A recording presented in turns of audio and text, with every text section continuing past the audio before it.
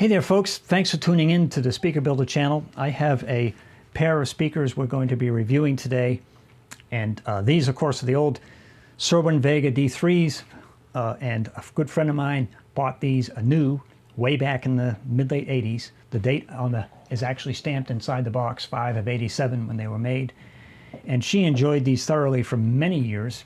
And then probably about 10 years ago the bass drivers failed.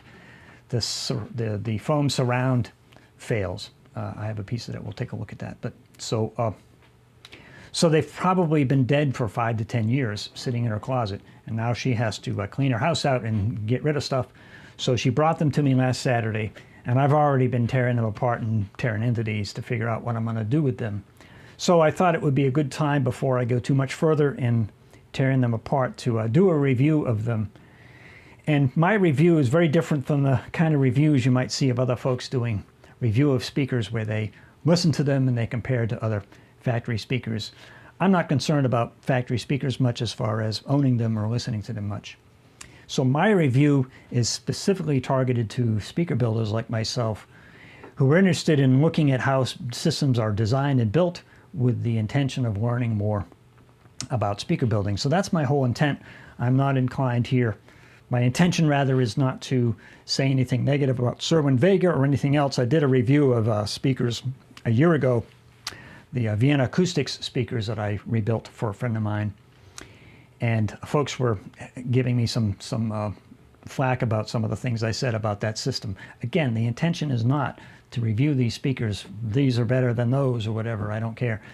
My intention is, we take these apart, we have to figure out what we're going to do with them, as in that case, and again here in this case. And so we need to kind of look and take a hard look at what's there and what we can do with these, whether they're worth rebuilding or not. And also to learn about how speakers are built. That's the whole point. We're speaker builders. We want to build our own. We want to understand how speakers work. And so these are unique opportunities. It would be wonderful to get factory speakers, sent to me and say, hey Jeff, tear these apart, take all the drivers out, cut them apart and see what they're made of. Nobody's going to do that. So, and folks who buy speakers can't do that. But when we get used speakers like this, we can rip them apart and see what they're made of, and that's kind of fun. So, and educational. So that's my point. Okay, so let's move on to the 4 tasks that I have for us today. First, I'm going to look at the overall design of the system and the goods and bads of that. And then second, we'll look at the box, how it's made, and the goods and bads. Then we'll look at the individual drivers, and then finally the crossover. And there's actually a 5th task that we need to kind of talk about what we can do with these. And I'll mention a couple options. I'm going to do one thing with these, but other folks, you could rebuild them. And there's different things you can do.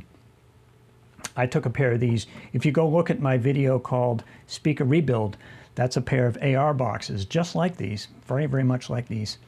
I think that's actually a wood veneer instead of the vinyl veneer like these. But those boxes I repurposed for 8-inch two-way. That would be actually a good option here. So we'll talk about that at the end. Let's start with an overall view of the system design. So first up, we have the obvious design feature of these is the fact that there are 3 drivers. And that actually is very, very good. I like to see 3 drivers, and there's a good reason for that. Driver manufacturers make what they can make, and when it's starting with the tweeter, when it comes to high-frequency drivers, the manufacturers just find that when they design a driver that can do the high frequencies very well, then that driver can't do the mid frequencies very well. They have a frequency limit down about 2,000, 1,000 cycles, and even down there they'll honk. So they're limited in frequency range. So, and then on the bottom end, the folks who build bass drivers, they find they generally need to have fairly large drivers, especially when you're wanting to fill a large room. And those large drivers don't do the mid frequencies very well, all the way up to a point where they can cross it with the tweeter. If you want to do that, you can do that with a 5-inch driver or 6.5 or an 8. I've built a bunch of 6.5 and 8-inch two-way systems, so those are both viable designs.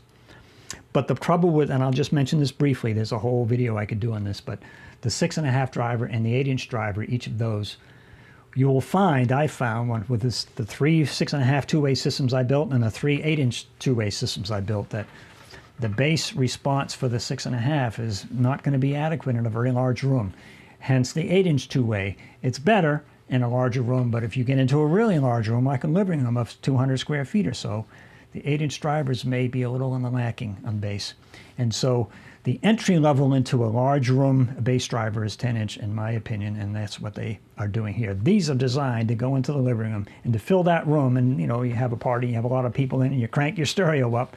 That was kind of the whole point here. And you need a lot of bass, and so you're going to need a 10-inch driver.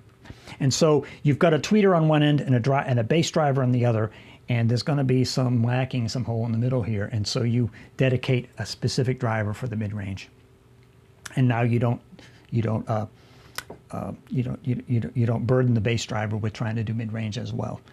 And you can have a very large bass driver, and you're not trying to get that driver up into the high frequency range. So the three-way makes a lot of sense. So that's good news, but there is a downside to that.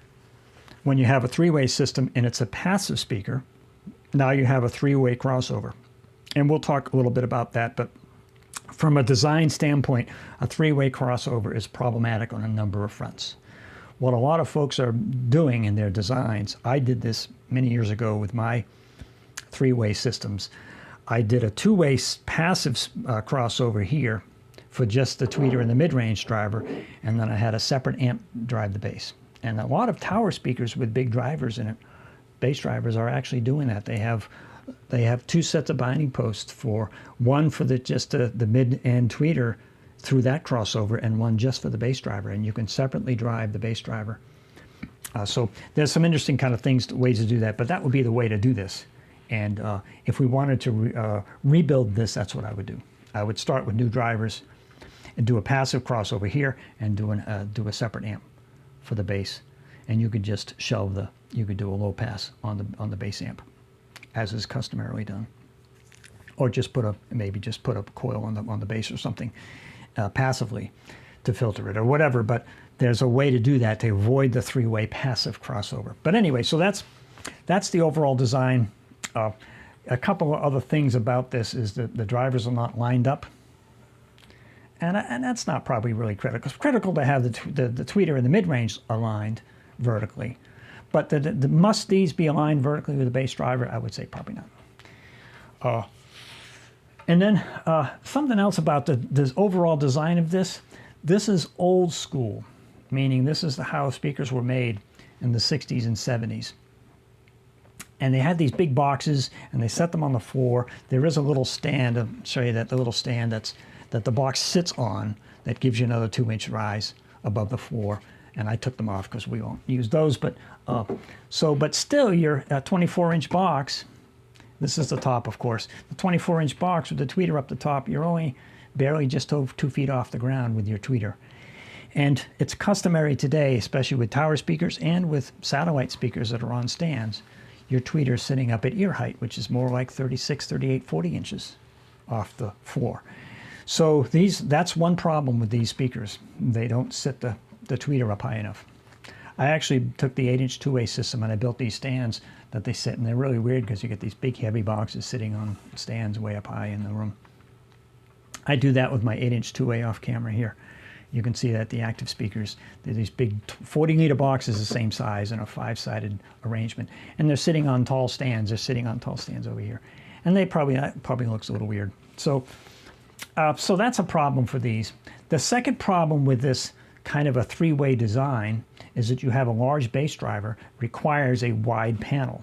And now if you're going to put the mid-range and the tweeter on that same wide panel, you're presenting into the listening, against the listening area, a whole lot of panel space here for your tweeter. And your tweeter is going to radiate frequencies off of that panel. And the consideration is to have your mid and your tweeter on a very, very narrow panel. And that's the whole point of tower speakers. That's the whole point of satellite speakers. They don't have any wide panel that's facing into the listening room that provides reflection surface. And so they sort of sit in open space, with a very narrow panel. So that's customary today.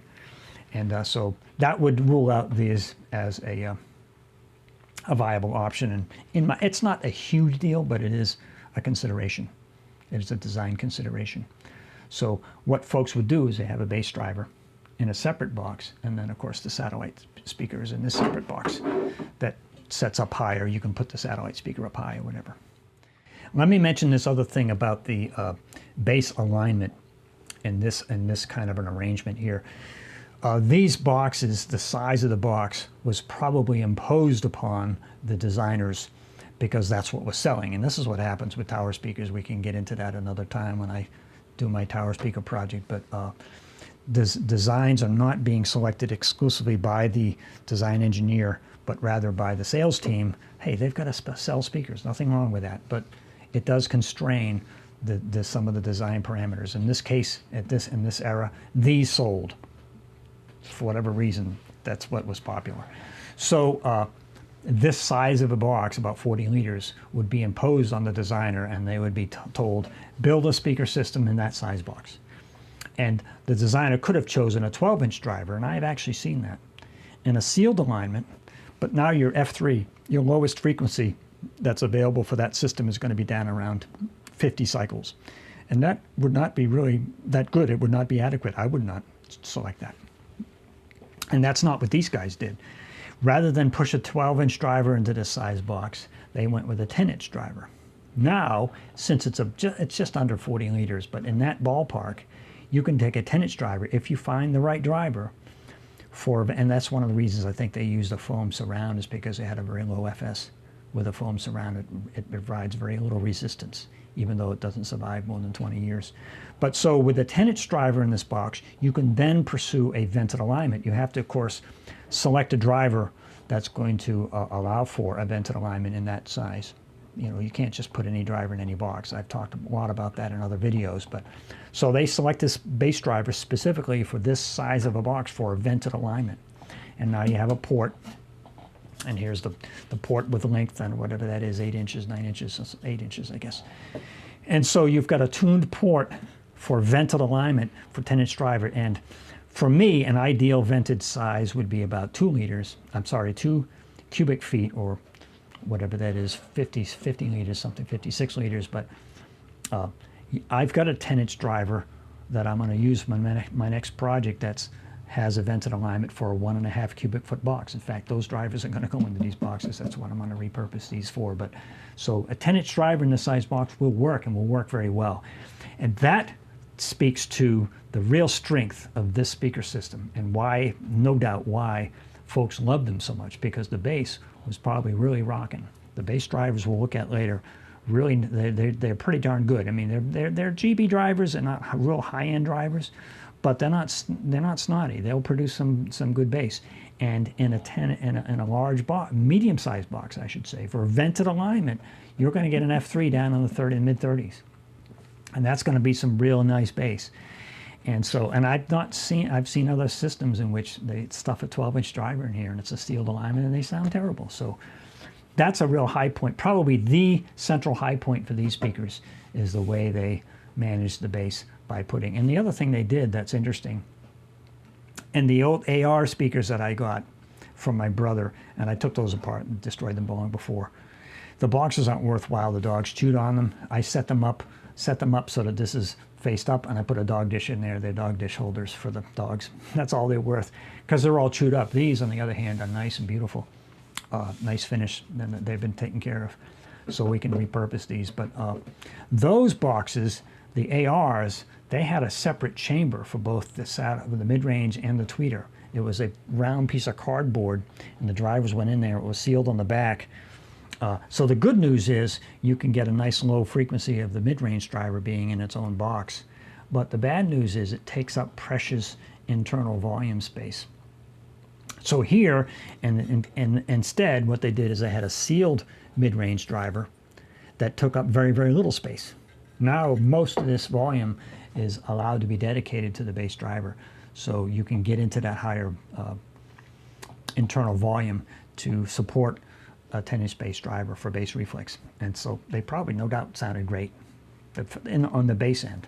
I think the mid-range and the tweeters are not very great. Drivers, we'll talk about that in just a minute here. But so the boxes are are pretty typical of the kind of boxes that were built back in the 60s and 70s, and again, these are 80s, but they are particle board. If you can see that in the video, from these, it had to be cut and shaped for this kind of a driver, but it's particle board, and I prefer the MDF. You can buy particle board, and you can make speakers out of particle board, that's okay, but MDF is, I think, a superior material in a number of ways. But these will be pretty dense, they're pretty heavy, and so they won't vibrate much. One of the downsides of this box is no internal support at all, and especially in the back panel. I will have to do that. I'll probably cut this one out and put another new back panel with MDF on it. But I'll have to put a hardwood support across that. That's too big a panel to just allow. It will vibrate a little bit. So, and the front should be supported as well, right about here. You should have an internal support because this is going to be weak right in the middle. So I would do that. But this is typical that folks, designers, did not put any internal supports in.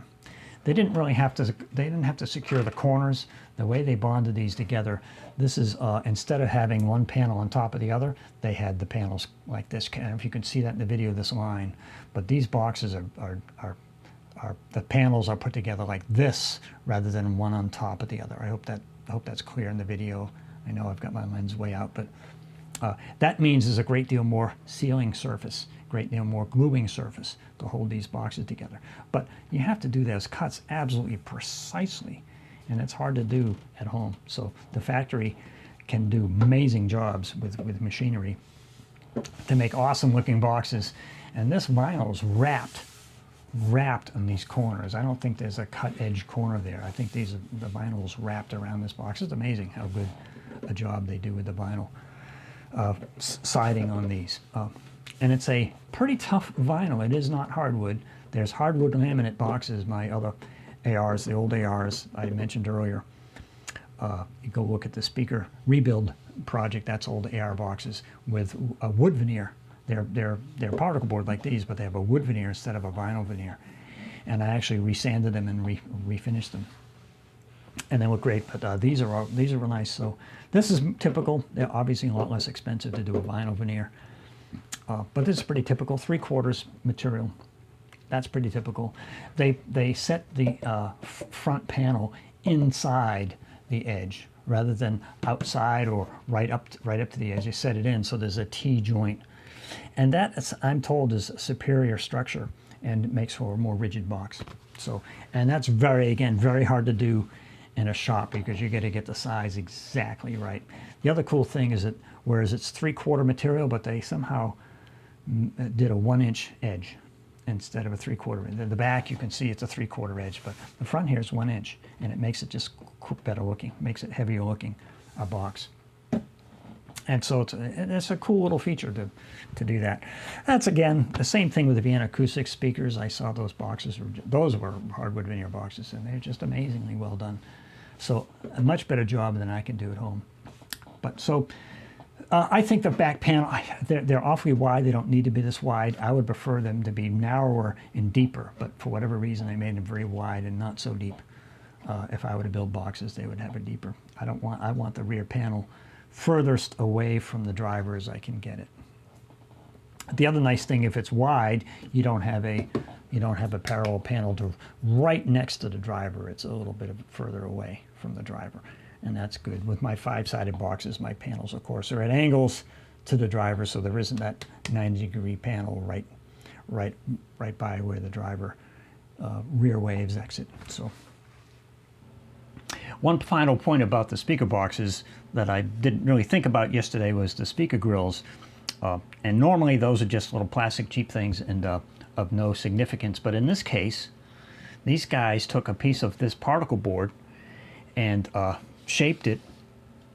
It's a single sheet, it's a single piece, and then they shaped it, cut it out, and it's actually cut by hand. It's actually, you can see a little, it's not a smooth, clean line here, but and left these corners angled for strength, so that and it's a very strong piece of wood. I can't bend or move that at all, and it's this 3/4 particle board, so it's very heavy, but it's very solid. And then of course they have this brown grill cloth that they had over it, and I don't really like the brown. I've got some new black grill cloth we'll use, but I can reuse these because they'll fit the box perfectly, of course, and they've got the holes in the back. That grill cloth was glued on here and I was able to peel it off. I ordinarily would use a staple gun and staple it on. It's much easier. It doesn't look as nice, but it's hard to do this glue and get it right and do that well. But they did a real good job gluing that down. It makes it look good, and of course you got the holes for the ball socket joints. The little plastic joints, those still work great. So kudos on the grill cloth. I'd not seen a grill cloth done this well. They're usually cheapy plastic things, and you can't recover them. You can't do anything with them because they're plastic. The material is bonded to the plastic, and you can't take it off and do anything. And you can't reattach new material very well. Here, I can reattach material very easily. So we'll reuse these. In fact, this is so cool. I will do this for the other, when I do this project, this next project, and I'll build satellite boxes, I'll copy the same kind of a thing and make grill cloths for the top boxes doing the same thing. Take a piece of hard material and cut out the middle of it. That's really cool. So wanted to mention that. This is, again, a really cool thing about doing this kind of a review is that you can take the drivers completely apart and see what they're made of. So these are horn tweeters. Very unusual that they would do a horn loading, and that's to get better dispersion into the room. Very unusual. You don't see a lot of, it's a otherwise typical driver. It's just I don't know if you can take this out and look at it, but it's basically it's a typical kind of a dome tweeter, but horn loaded, and it has this phase plug on there that horn loads it. And it's not done in very many. It's done in pro audio, the pro audio world. It's not done in hi-fi much. So I can't speak to the advantages of that over disadvantages. I just know that it's not done very much. Most tweeters, they may have a phase plug. Here's a tweeter for my next project. This is a real nice tweeter that I'm going to use in my next project. And these tweeters have the Peerless tweeters, and they have the grill, but they have a phase plug here, a little piece of plastic. You can't see that in the video, but so it's not unusual to put a phase plug on to disrupt those immediate waves because of the out of phase condition of the center waves from the center of the cone against those from the outer side. That's the whole point of the phase plug. But here, it's all about dispersion. When you have a horn-loaded driver like this, it's about getting it to disperse within the room more broadly. I just haven't seen that in hi-fi drivers, so it's a little curious to me why they chose to design it that way. Otherwise, nothing special. There's all this material. So these were, and I think the material has just gotten old in the years, but it was a ferrofluid is what they usually do. They put ferrofluid in the gap. I can't see that in the camera. You can put the ferrofluid in this gap, and so it sits in ferrofluid, and that helps absorb the heat off of the voice coil so it doesn't overheat. That's a nice little feature. So they're not junk, but it's just strange to have a horn-loaded tweeter is all. I think that's kind of weird. All the high-end tweeters aren't like that. So that's the tweeter. Otherwise, it's pretty traditional. The old AR tweeters were the typical soft dome mounted right on the faceplate kind of a design. That's pretty typical. So I think a lot of folks do use tweeters like that for a reason. They're superior in their quality. So mid-range driver is kind of disappointing. It's not really all at higher quality. Very typical kind of a paper cone driver with a paper edge that's been treated with a material to help it live a little longer. Better that than foam, because foam would be dead by now. 1-inch voice coil, no big surprise there. Same size voice coil as the tweeter. Not a very impressive magnet, no vented pole. It couldn't be because you don't have this in its own enclosed chamber. And the interesting thing about this is they have these little pads, these holes in the steel, and they have these little pads it allows it to breathe a little bit while it doesn't create disruption, interference with the bass waves. It diminishes that disruption from bass waves because this is obviously open to the internal cabinet where bass waves are operating when you're playing music. So they're okay. Nothing really impressive about the mid-range drivers. And then the bass drivers aren't too bad, except for the fact that the foam, here's a piece of that foam. You can see that in the camera. I'll zoom in and we'll take a look at that. So that's a piece of foam material, and it just, you crumble this and it just comes apart in your hands. It just pulverizes, if you can see that.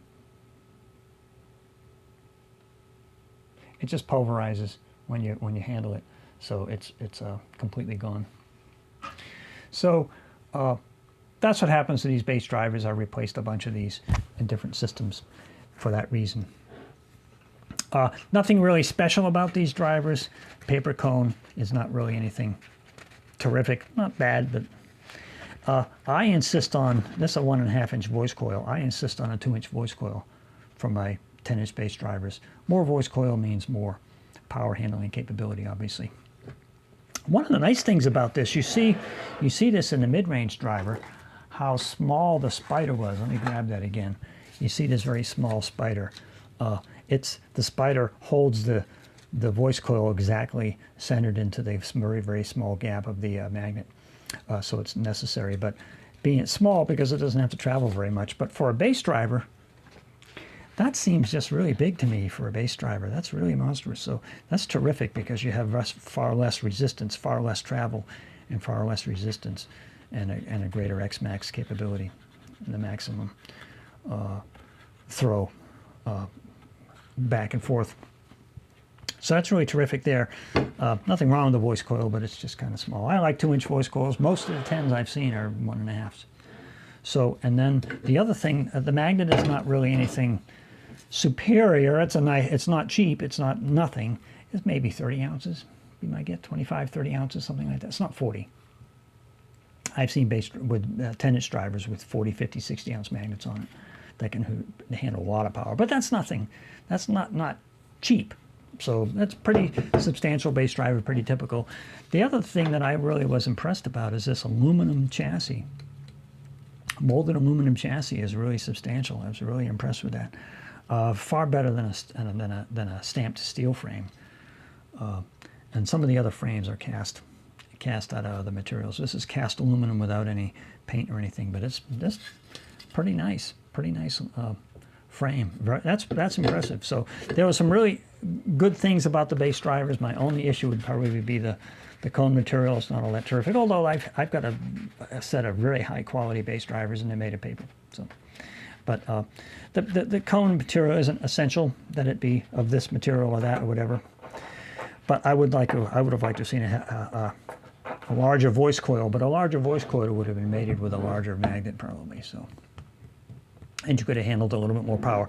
All these speaker systems have a very tight budget. These speakers were sold by the bunches and bunches, and so they only had a limited amount of money they could spend to make these, and so they had to stay within a budget. And so you get what you pay for, and we just have to be aware of that. We don't get mad about that or get offended by it. We just say, hey, it was a budget speaker, it was in this budget range, it had these drivers in it. It's not true, I learned today, it's not true that all factory speakers have junk drivers in them. I have a guy, I don't remember the name of the speaker company now, but he's utilizing a tweeter, and I looked it up at Matasound. The tweeter goes for $450. It's a beryllium material for the tweeter element, and that's crazy. $450 for a tweeter. I'd have to have an outrageous system to spend $450 for a tweeter. So it's not so that all driver manufacturers use junk drivers, but the budget systems that are probably more commonplace at budget drivers. But anyway, kudos for the bass driver, kudos for the bass reflex alignment of this system. And then the mids and tweeters are not so great. Now let's look at the crossover. One of the cool things about this crossover design, and I saw this with the Vienna acoustic speakers, they had a panel like this, a connection panel, and the crossover is mounted right on it. That's really cool because you can pull it out and everything is mounted right there. But in this case, if you go look at the crossover in the Vienna acoustics speaker system, that's called Vienna Speakers, that video, two-part series. And I think it's in part 2. You look at the crossover of that system and you say, wow, It's a two-way speaker system, which again they understood three-way is problematic, so they went with two-way. One of the weaknesses of doing that are they're using 5 and 6.5 inch drivers. You can't get a lot of good bass, not for a living room, not for 200 square feet in those speakers. And that was a criticism I had of that system that I got pounded on. But anyway, I will stand by that. I've had lots of experience with that to hold. I would stand by that. But so don't try to build a 6.5 two-way system and think you're going to fill a living room with it. It's not going to happen. But one of the things they did do, because it was two-way, they had a two-way crossover, which is wonderful, instead of a three-way, far better if you're going to do a passive crossover. But they had wonderful parts in that crossover. Now, if you take a look at that video and look at the crossover parts that were used, and now look at these, how tiny and stinky they are. It's just, again, a budget project. It's not, these were knock them out. I mean, one of the things I see by this was a knockout project, that you see the holes, they're off camera right now, but the holes that were drilled into the cabinet were just pumped in and the material comes out. They weren't pre-drilled. And that's just knock it out, get it out the door, make them as fast as you can. So that's kind of a theme I see. They did design some things real well, like the bass drivers and the bass vented alignment stuff. And they do some things like they had a resistor on the tweeter. Often tweeters have a resistor on them anyway to balance them out with a mid and bass. But here, it's a variable resistor called a potentiometer that you can vary and turn the tweeter up or down, and that's kind of cool. So the listener can adjust to his own listening preferences how strong or weak that tweeter is. And that's kind of cool. But very, very small, teasy little capacitors, and notice no coils here. There's one, this is a coil. So there's one coil in this circuit. There should be 3. So first order would have 1 coil per driver. There should be 2. There should be a coil on the mid and a coil on the bass. So there should be at least 2 coils here. And there's only 1. And that's first order. And so this is pretty much a first order network. 3 capacitors. And you only need 2 capacitors. I don't know, I don't understand, but it's a very budget crossover. Very, very, very low budget kind of a crossover. And again, that's what the price point was for this system. And folks weren't taking these speakers and then doing this high-end technical listening of the system. They were just cranking it up and enjoying the music. And so it's not really a super high fidelity kind of system. That's kind of the nature of it. So we have to kind of realize all that. So let's wrap up and look at what we could do with these speakers. So I have these boxes, and we got to figure out what are we going to do with these. One of the things you can do if you have these, any of these old systems, be it AR, Cerwin Vega, or any of the old boxes in which the drivers perhaps have failed and you want to rebuild them, you can put new drivers in them, but I would start over from scratch. One option would be to put all new drivers in. Forget the old mid and tweeters. They're not very high quality generally anyway. Go get some good quality drivers for very small money. Those tweeters I showed you, I always paid 30 bucks for those. They're wonderful. That would be a good option. One of the challenges you run into when you do that, probably, and this is just about 9 inches, any 10-inch driver should fit in here. Mid-range may or may not. You're going to have to put a chamber in here. So you're going to have to chamber that mid-range. Most mid-range drivers are open in the back. So like this mid-range driver I'm going to use for a project. It's open in the back here. There's the driver facing front. It's got these little supports that I can put it down, but forget these. But this driver, most mid-range drivers are open in the back, so they need a chamber to go in separate from the chamber for the bass driver. So if you were to do a rebuild, not too many mid-range drivers are sealed in the back. That's not a very high-quality driver. So to put a good driver in, you're going to have to seal this. One of the ways around that is to get a piece of PVC pipe, unless you can find these cardboard tubes large enough. I can't find cardboard tubing large enough, but if you could glue a cardboard tube onto this, onto the panel. That is, I should say, over here, glue it on if it's large enough. Glue that on in place, and then put glue a piece of material, depending on the length. Get the length right for the chamber, size of the chamber if you're a mid-range driver. I've wanted to do that. You could do that with maybe PVC pipe instead of cardboard tube, but find some material and glue it onto the front here, and that creates your chamber. very easily. You don't need the tweeter included in the chamber, and that would minimize the amount of space that's taken up. But that's one thing to do. The challenge there, so that's the challenge of mid-range. Tweeter may or may not fit that hole, so you've got that challenge. And the other issue is that I found these boxes tended to be small, and I also wanted to redo the layout of the drivers. In the example of the 8-inch two-way, I want to do an 8-inch driver here and a tweeter here. I had to redo this front panel, so what I did is I cut it out. I've already done this with the other one downstairs. Cut this along, I did the other one about 1 inch. And that left a big hole with this piece of material here, just up 1 inch. And now I can put a new front panel on. Now the trouble here is you don't have 3/4 of an inch of material here, you only have about 3/8. So what I'll have to do is when I put that panel on, it'll stick out here. I can either cut it at an angle, which I don't prefer on the front. I'll do it on the back maybe, but not the front. And then what I'll do then is cut some of the material out of that panel so it sets in, so it'll set flush. Then I can find some material like this, some vinyl material, and just cover over it, or just paint it black, one of the two. But that's some of my thoughts. That's what I will do with these and repurpose them. You could do a three-way again. Once you put a new front panel on, I wouldn't do a 1/2-inch piece of paneling here. I would go to 3/4 and set it in, cut this, and then cut a piece of the material so it sets in flush. If you can do that. If you have the capability to do that, but that will give me a nice flush panel that's flush with here. You can paint it black, or again, put some more vinyl, put another piece of vinyl material over it. And now you can recut your holes and have any arrangement you want. 10-inch three-way, 8-inch two-way. So that's one of the things you can do with these. And what I'm going to do with them is put that front panel on. I don't know if I'll put the vinyl material on or paint it black, and then I'll put the 10-inch driver up, a new 10-inch driver here. Putting a new front panel on gives me a little bit more internal cabinet volume. It's a little small for my 10-inch driver that I want to use in here. These are just under 1.5 cubic feet. I need it to be at least up or a little higher, more than 1.5 cubic feet, because I'm going to need to put some bracing inside, and that's going to take up some volume. So we're going to put a new front panel on. I'll probably do a new rear panel as well. That one I'll just bond right to the back, and it will stick out of the back a little bit, and who cares? It's only in the back. But that will give me additional internal volume, because I don't want to get down into, it's already small. It's already a little on the small side for the 10-inch driver I have. If you had a driver that only needed 1.4 cubic feet, you would be good to go. You could put it right in there.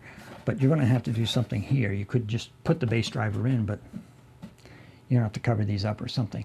So I'd put a new front panel on. That would be the thing to do. Or so just use the same holes and repurpose it and buy drivers for it and go three-way. And again, the three-way passive is problematic. So you could, again, go two-way passive and have an extra amplifier driving the bass driver. Or you could do three-way active, which all I'm doing is active systems. So some of the thoughts about what you can do with these. It's a little bit of work to put a new front panel on, but that's commonplace for me, the way to do it. And on the back, again, I'll do the same thing, but the back panel, I'm not going to recess it in. It will allow it to stick out. I'll just cut it 45 degrees the edge so it doesn't stick straight out. So that's about it on this review of these. Feel free to comment below anything you might have to say. If you don't like my critique of the drivers or whatever, that's a common problem with cheap drivers, with less expensive, I should call them, less expensive budget kind of speaker systems. The drivers aren't great. And that's the cool thing about, if you wanted to rebuild this, you could put high quality drivers in it. You can go and pick the drivers you really want that'll sound really good. And that's kind of a cool thing to do for these. So that's it. We'll see you next time.